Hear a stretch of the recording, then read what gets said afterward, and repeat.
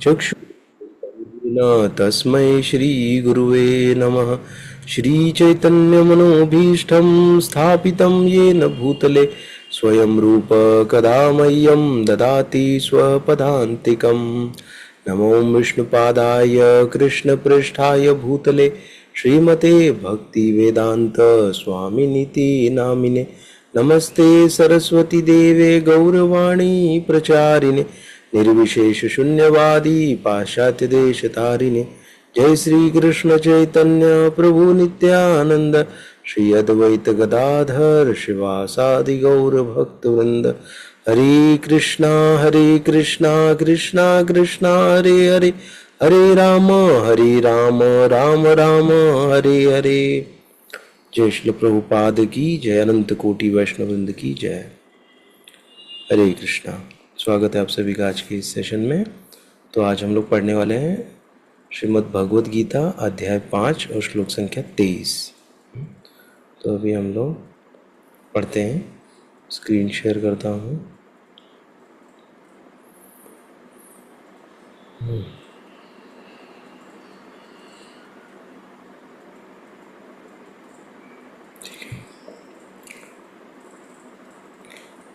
तो कल हमने 2 श्लोका पढ़े थे, तो एक बार रिकैप कर लेते हैं हम। एक तो पढ़ा था हमने कि ऐसा मुक्त पुरुष भौतिक इंद्रिय सुख की ओर आकृष्ट नहीं होता, अपितु सदैव समाधि में रहकर अपने अंतर में आनंद का अनुभव करता है ना। ऐसा मुक्त पुरुष मतलब जो संभाव रखता है, और ऐसा पुरुष अंतर में आनंद का अनुभव करता है। इस प्रकार स्वरूप सिद्ध व्यक्ति परब्रह्म में एकाग्रचित्त होने के कारण असीम सुख भोगता है। और दूसरा जो पढ़ा था हमने कि बुद्धिमान मनुष्य दुखों के कारणों में भाग नहीं लेता, जो कि भौतिक इंद्रियों के संसर्ग से उत्पन्न होते हैं। हे कुंती पुत्र, ऐसे भोगों का आदि तथा अंत होता है, अतः चतुर व्यक्ति उनमें आनंद नहीं लेता ना। उसको क्या करते हैं, वो टॉलरेट कर जाते हैं ना। दुख आएगा ही ना, दुख क्यों आया, कैसे आया, इसका एनालिसिस नहीं करते बैठेगा। आया, दुख को भोग लिया, हो गया ना। ये नहीं सोचते बैठना है ना, क्योंकि हमारी आदत होती है कि हम बार बार ये चिंतन मनन करते रहते हैं। अरे ऐसा कैसे हो गया, मैं तो सब अच्छा कर रहा था, मेरे साथ तो ऐसा नहीं होना चाहिए था ना। ऐसे हम बार बार उसके बारे में हम सोचते रहते हैं। लेकिन चूंकि यहाँ पे क्या बता रहे हैं, वैसा नहीं सोचना चाहिए, क्योंकि ये सब भौतिक इंद्रियों के संसर्ग से उत्पन्न होते हैं। जो हमारी इंद्रियां है ना, तो उसके संसर्ग से दुख आता है, या विगत जन्मों के कर्मों के वैसे दुख आता है, तो उसको भोग लेना। भोग लिए तो बस खत्म हो गई उसकी कहानी ना। और हमको करंट में भगवान का हरि नाम हमको करते रहना है। जब दुख आता है तभी भी हरि नाम करते हैं, सुख आता है तभी भी हरि नाम करते हैं ना भक्त। तो उसको दुख कब आया चला गया पता नहीं चला, सुख कब आया गया पता नहीं चला। तो वो ऐसा व्यक्ति कैसा होता है, संभाव, दोनों में संभाव है। ना ज़्यादा सुख आने बहुत आनंदित हो रहा है, ना दुख आने में बहुत दुखी हो रहा है, न्यूट्रल है। ठीक है, आज का श्लोका पढ़ते हैं हम लोग।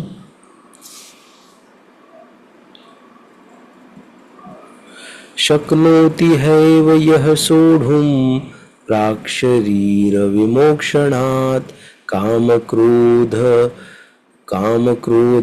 भवं वेगम स युक्तः स सुखी नरः।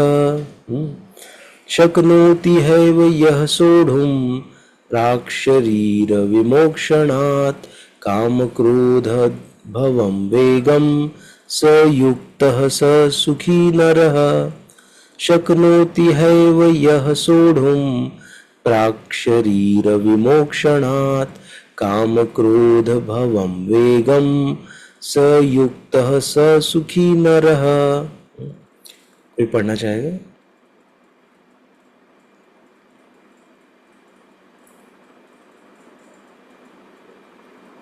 ठीक है, तो हम लोग आगे बढ़ता हूँ, वर्ड टू वर्ड मीनिंग देखता हूँ।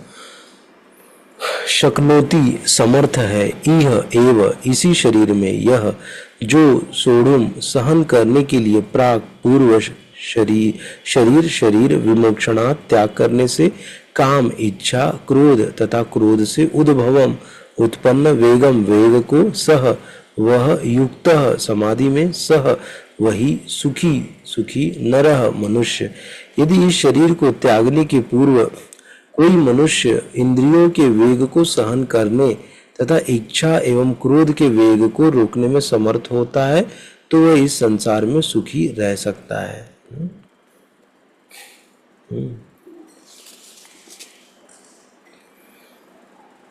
ये हमने जो उपदेशामृत है ना, उसका पहला ही श्लोक है ना, उसी से ये कनेक्टेड है ना। उपदेशामृत और ये दोनों सेम ही, दोनों का मीनिंग है। फिर से पढ़ता हूँ। यदि इस शरीर को त्यागने के पूर्व कोई मनुष्य इंद्रियों के वेग को सहन करने तथा इच्छा एवं क्रोध के वेग को रोकने में समर्थ होता है तो इस संसार में सुखी रह सकता है ना। तो इस संसार में कैसे सुखी रहना, उसका भी फॉर्मूला यहाँ पे हमको मिल रहा है।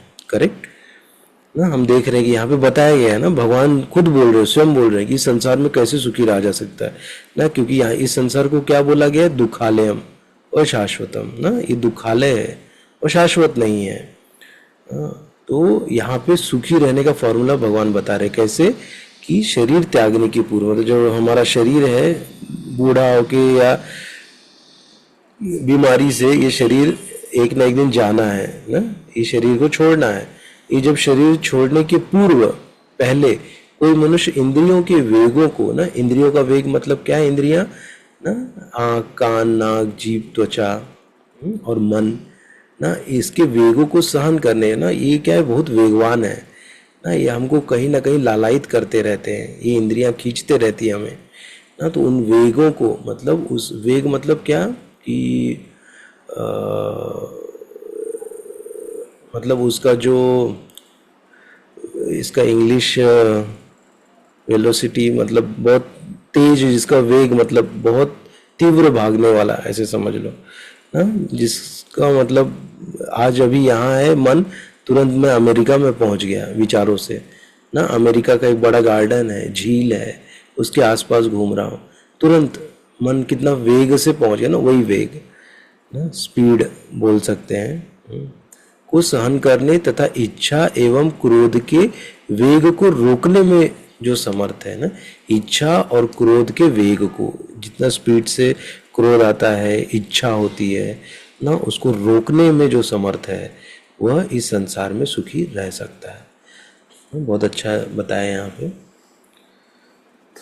यदि कोई आत्म साक्षात्कार के पथ पर अग्रसर होना चाहते हैं तो उसे भौतिक इंद्रियों के वेग को रोकने का प्रयत्न करना चाहिए। ये वेग हैं वाणी वेग, क्रोध वेग, मनोवेग, उदर वेग, उपस्थ वेग तथा जिह्वा वेग ना। जो व्यक्ति इन विभिन्न इंद्रियों के वेगों को तथा मन को वश में करने में समर्थ है वह गोस्वामी या स्वामी कहलाता है। गो मतलब इंद्रियां, और जो इंद्रियों को कंट्रोल करता है वो स्वामी, तो क्या हो जाता है, गोस्वामी।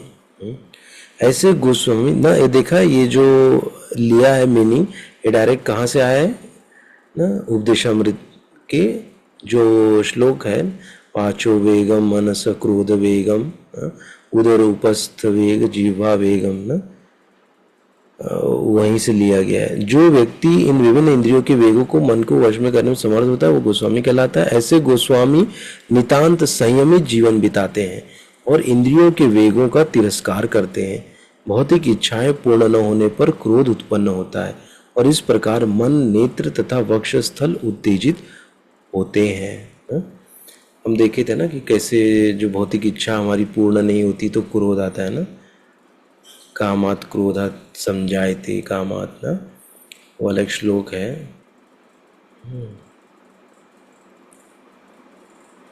एक बार वो श्लोक हम देख लेते हैं। कामात क्रोधात अभिजायते, मुझे भी वो ठीक से श्लोक आ नहीं रहा है, मैं चेक कर रहा हूँ एक मिनट। थिंक सेकंड चैप्टर में है।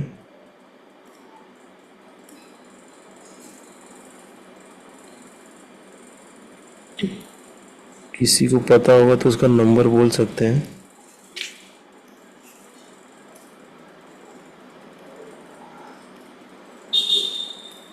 ये गूगल में देख लेते हैं। कामात क्रोध, एक मिनट देना।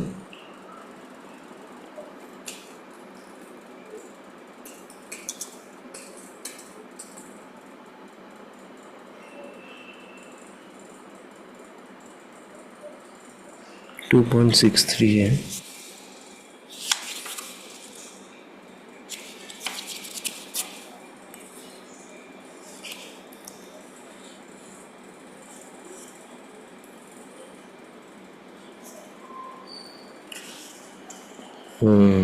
ध्यायतो विषयान् पुंस संगस्तेषु उपजायते संगात संजायते कामः कामात् क्रोधो अभिजायते। ये 32वां श्लोक है।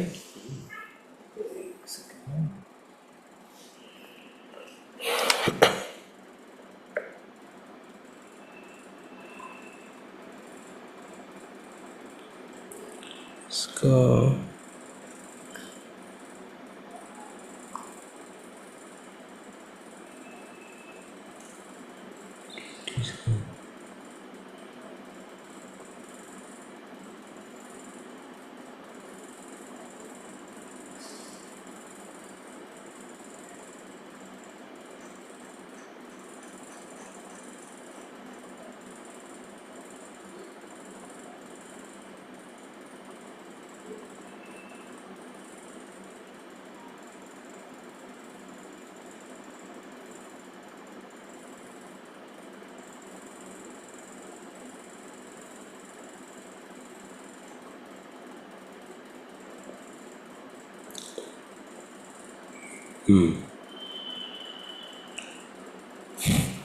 क्या था? ध्यायतो विषयान् पुंस संगस्तेषु उपजायते संगस्तेषु उपजायते संगात संजायते काम कामात् क्रोधो अभिजायते। 2.62 श्लोक है ये। इसमें क्या बोल रहे हैं भगवान कि इंद्रिय विषयों का चिंतन करते हुए मनुष्य की उनमें आसक्ति उत्पन्न हो जाती है और ऐसी आसक्ति से काम उत्पन्न होता है और फिर काम से क्रोध प्रकट होता है ना। बहुत इंपॉर्टेंट चीज़ है ना, इसको हमने बहुत अच्छे से समझा था। एक बार आप लोग फिर से इसको देख सकते हैं। 2.62 का श्लोक है ना, जो हमने चर्चा किया था। शॉर्ट में हम समझे तो इंद्रिय विषयों का चिंतन ना, इंद्रियां हैं तो उसके इंद्रियों का विषय होता है ना।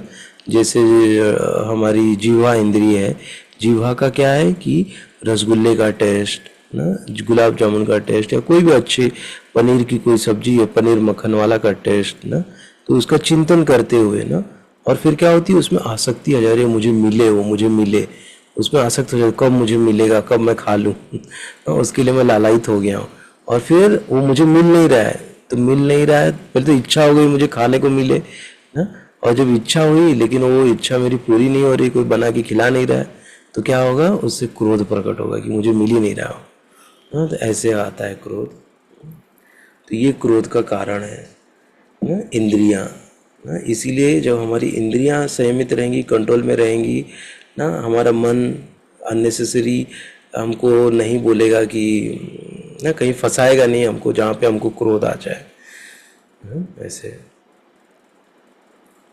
इसके बाद वाला श्लोक था, ये भी एक कनेक्टेड श्लोक है ना। देखो, क्रोध आने से क्या होता है, क्रोधात् भवति सम्मोह, सम्मोह सम्मोहात् स्मृति विभ्रम, स्मृति भ्रंशात् बुद्धिनाशो, बुद्धिनाशत प्रणश्यति। क्या होता है, क्रोध से पहले तो हमने देखा क्रोध कैसे आता है, फिर क्रोध से पूर्ण मोह उत्पन्न होता है ना। जब क्रोध आता है तो पूर्ण मोह मतलब क्या कि गलत को सही समझने लगते हैं। क्रोध से पूर्ण मोह उत्पन्न होता है और मोह से स्मरण शक्ति का विभ्रम हो जाता है ना। स्मरण शक्ति जो है हमारी वो खत्म हो जाती है।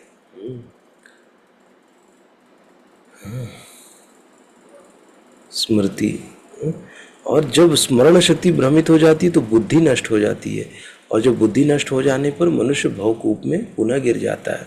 भवकूप मतलब क्या, कुआं ना, अंधा कुआं बोल लो उसको। भवकूप मतलब इस भवसागर में वापस गिर जाता है, गलत को सही समझने से। तो ये श्लोका था।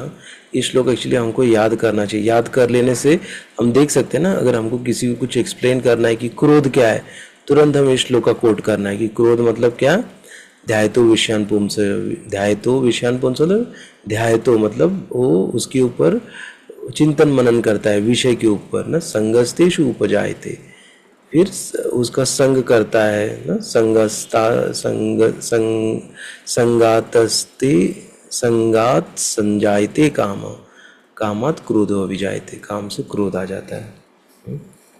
यहाँ काम मतलब इच्छा। ठीक है, हम लोग चलते हुए अपने वाले श्लोक पे।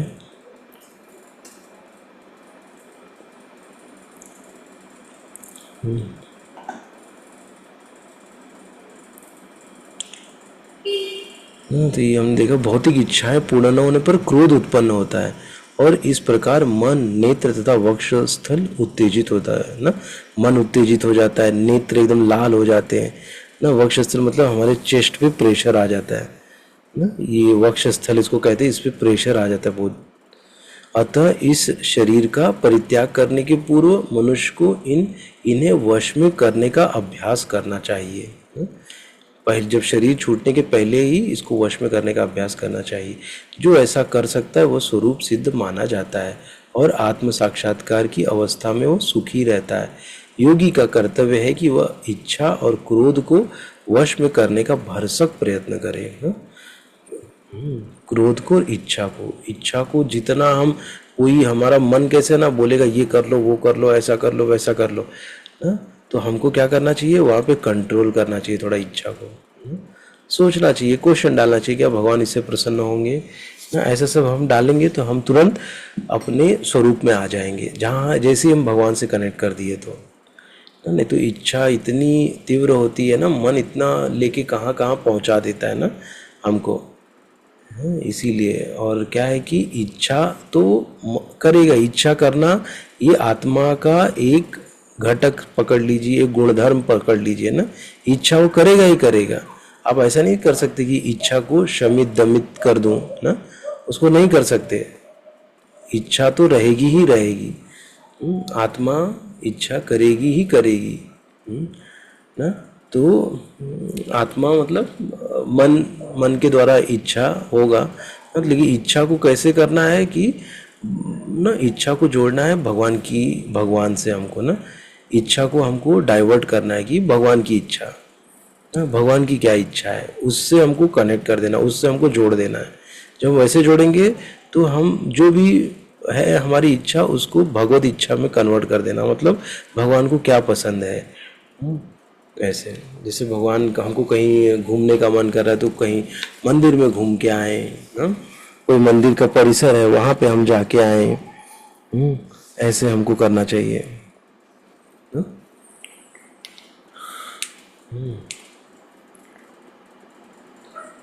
अपनी इच्छा को भगवान की इच्छा, मतलब कि भगवान को कैसे हम प्रसन्न कर पाए ना, क्या करें, भगवान की भक्ति कैसे करें, ऐसी सब इच्छा करने का।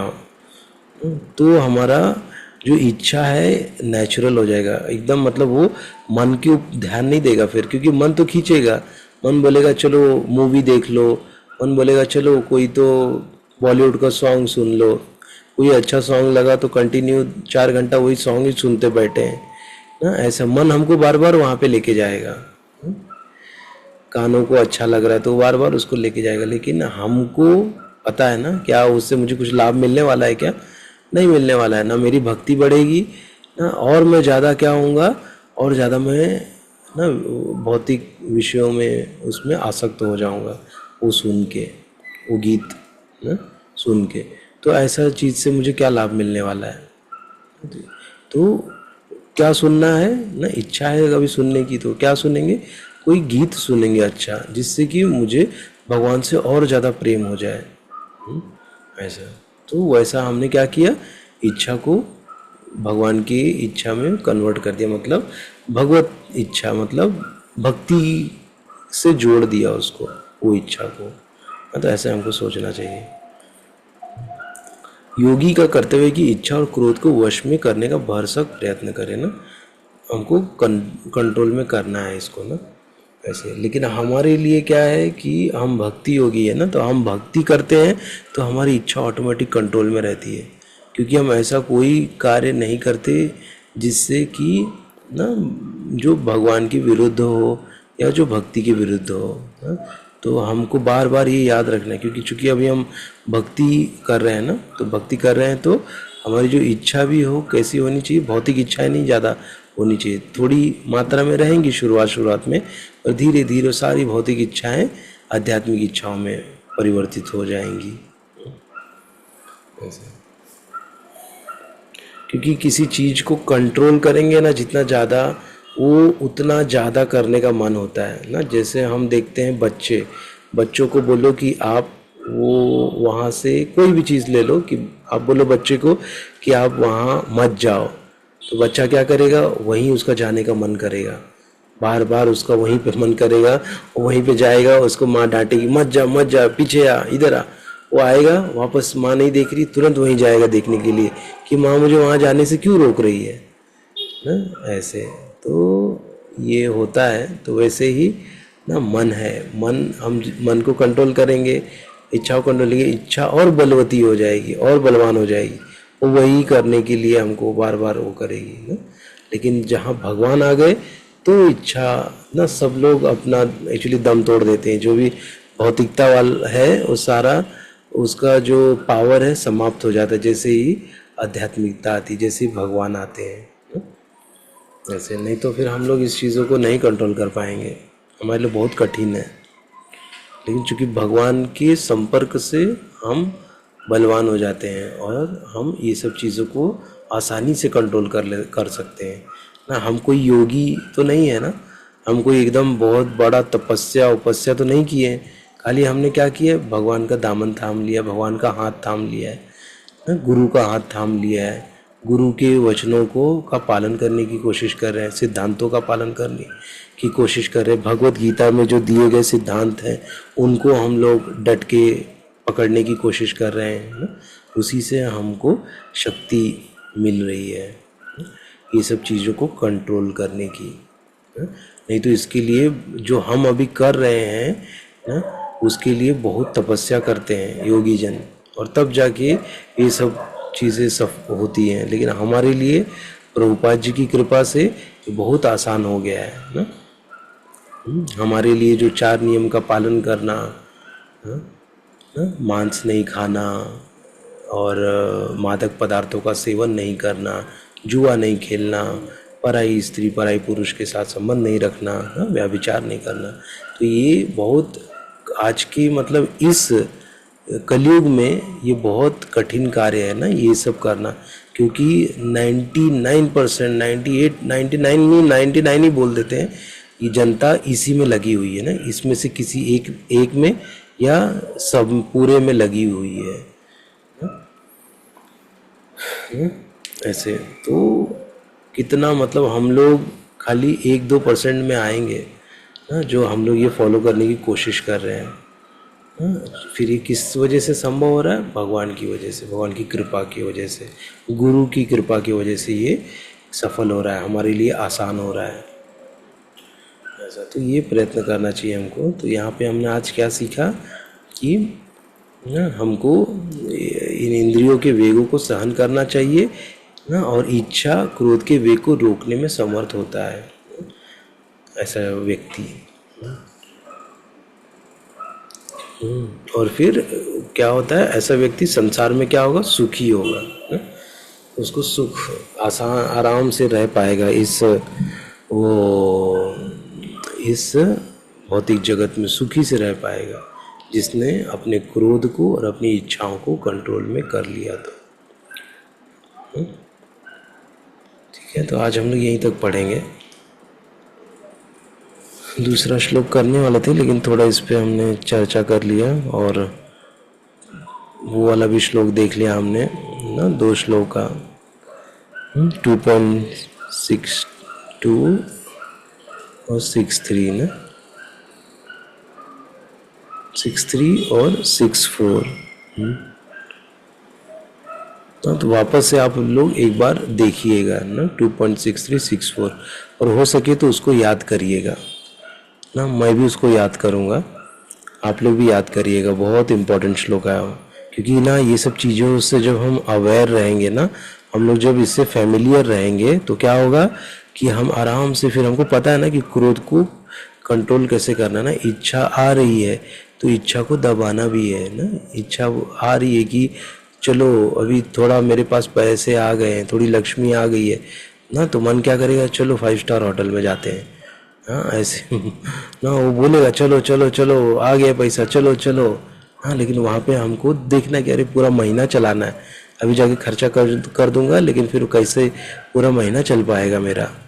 तो ऐसे करके मैं समझदारी से, बुद्धि से उस वहाँ पे कंट्रोल करूँगा ना, मन को नहीं नहीं जाना है। हाँ, जैसे स्त्रियां अगर दुकान में जाती हैं ना, साड़ी खरीदने के लिए, गहने खरीदने के लिए, ऐसा लगता है कि सब ले लो ना, ये भी पसंद आ रहा है, वो भी पसंद आ रहा है ना, तो ऐसा कहते हैं कि बहुत कोई मन कर रहा है ये सामान लेना ही है आज मुझे, लेकिन कैसे भी करके अगर ना स्त्री को उस दिन के लिए अगर वहाँ से उसका मन हटा लिया जाए, तो नेक्स्ट डे वो नहीं बोलेगी कि मुझे वो चाहिए, ये चाहिए। ऐसे एक्चुअली सबके साथ होता है, ऐसे नहीं कि स्त्रियों के साथ ही, ये सबके अंदर होता है, लेकिन स्त्रियों में थोड़ा ज़्यादा होता है ना ये सब चीज़ों के प्रति अट्रैक्शन, लेकिन ये सब में होता है ना?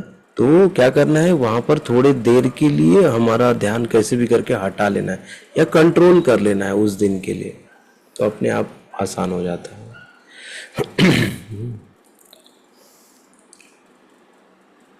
किसी को कुछ बोलना है और?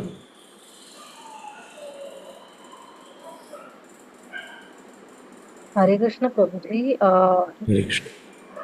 उदर वेग और उपस्थ वेग एक दो है, वो क्या है? क्या? क्रोध वेग और जो 5 या 6 वेग का प्रकार दिए हुए हैं, हाँ उसमें हाँ। उपस्थ वेग और उदर वेग है। यस माता जी, 1 मिनट में शेयर करता हूँ फिर बताता हूँ।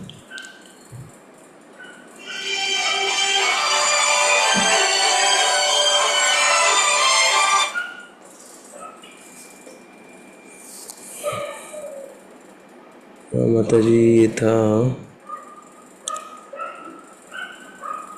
हाँ, तो यहाँ पे टोटल 6 प्रकार के वेग हैं। एक है वाणी वेग, क्रोध वेग ना। वाणी वेग तो पता है कि अपनी जो वाणी है ना उसका वेग, उसको बहुत संभाल के यूज़ करना चाहिए ना, वाणी को ना, वाणी को बहुत संभाल के यूज़ करना चाहिए। नहीं तो क्या होता है, यही वाणी से मैं बहुत सारे दोस्त, बहुत सारे शुभचिंतक बना सकता हूँ। इसी वाणी से मैं बहुत सारे दुश्मन, अपने शत्रु खड़ा कर सकता हूँ ना, उल्टा बुरा बुरा भला बोल के। तो इसको भी हमको बहुत अच्छे से जपा के यूज़ करना चाहिए वाणी को। फिर क्रोध है, क्रोध वेग आपको पता है, मन का वेग भी आपको पता है। उदर वेग मतलब, उदर मतलब पेट ना, पेट का वेग। पेट का वेग मतलब कि कुछ खाने की इच्छा हो रही है ना, वैसे पेट में कुछ खाने का, कुछ ना पीने का कुछ इच्छा हो रहा है, खाने का इच्छा हो रहा है, वो तो उदर का वेग उसको कहा गया है। फिर उपस्थ वेग, उपस्थ मतलब होता है कि हमारी जनेंद्रियां ना, प्रजनन की जो इंद्रियां होती हैं उसको ही कहते हैं उपस्थ ना, उपस्थ वेग। तो उसका भी वेग बहुत वो रहता है ना, हमारी ना, मतलब अपोजिट जेंडर के प्रति हमारा आकर्षण ना, वो उसके प्रति बहुत आकर्षित होते हैं हम, वो उसको उपस्थ वेग कहा गया है। और फिर जीवा वेग ना, जीवा वेग मतलब कि हमारी जीवा का वेग, जीवा मतलब जीवा भी कुछ ना कुछ खाने के लिए कुछ लालायित रहती है ना, ऐसे उसको भी कुछ ना कुछ चाहिए खाने के लिए, या कोई स्वाद अच्छा मिल जाए, वैसा हम समझ सकते हैं, तो वो जीवा का वेग है। तो ये अलग अलग वेग प्रभु है। जी, फिर उदर वेग और जिह्वा वेग में क्या डिफरेंस होगा? मतलब सेम ही है ना कि खाने की चीजें, हाँ माता जी, खाने का वेग? ऑलमोस्ट थोड़ा सेम ही है उधर का, लेकिन थोड़ा और देखना पड़ेगा। क्या है, एक बार मैं चाहिए तो देखता हूँ इसको एक बार और। मोस्टली क्या है कि उधर में मतलब वही भोजन जाना, अभी हमारा पेट नहीं भर रहा है और क्या खा ले ना, उधर का एक वो हो सकता है वेग, कि कितना ज़्यादा से ज़्यादा हम खा लें। ऐसा। हाँ? और जीवा का अलग अलग टाइप के स्वाद चखना, वो हो गया। इसका एक बार मुझे थोड़ा वापस से इसमें देखूंगा तो और भी इसके डिफरेंसेस मिलेंगे उधर के।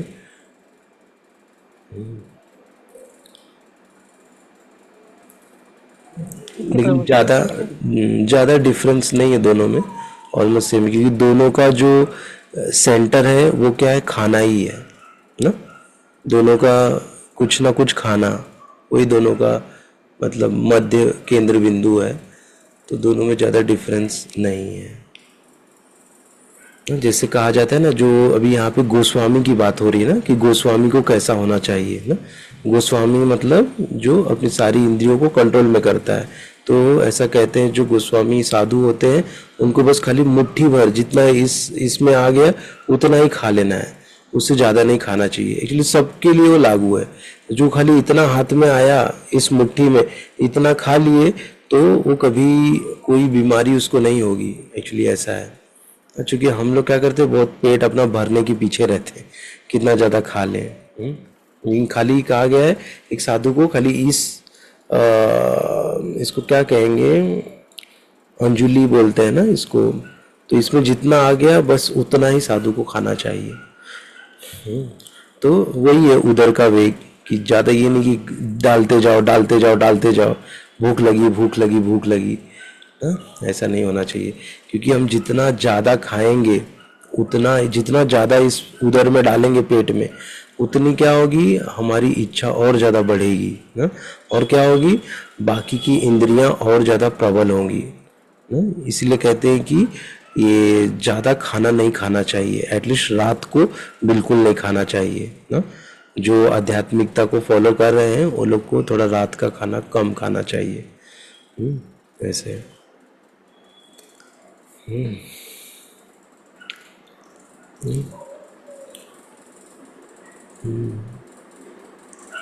नहीं तो क्या होता है कि एक तो बुरे बुरे मतलब जो सपने नहीं आने चाहिए वैसे सपने भी आते हैं ना। और फिर जो नाइट फॉल है, सबका प्रॉब्लम होता है, वो भी होता है इसके वजह से, ज़्यादा खा लेने से ऐसा सब होता है।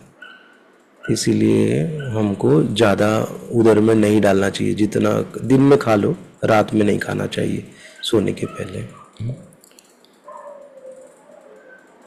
ठीक है माता जी, आप भी इसको देख सकती है। अगर आपके पास ना उपदेशामृत होगा तो उपदेशामृत का पहला श्लोक है ये। और या तो vedabase.io में भी देख सकते हैं आप, उपदेशामृत की पुस्तक ऑनलाइन मिल सकती है, उसमें भी आप पढ़ सकते हैं एक बार, और ज़्यादा डिटेल में इसके बारे में आपको मिलेगा वहाँ पे। ठीक है। ठीक है प्रभु। हरे कृष्ण। और किसी को कोई प्रश्न है?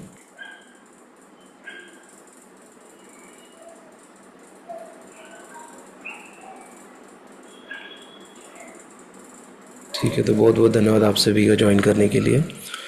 जय श्री प्रभुपाद की जय, अनंत कोटि वैष्णव वृंद की जय। हरे कृष्णा।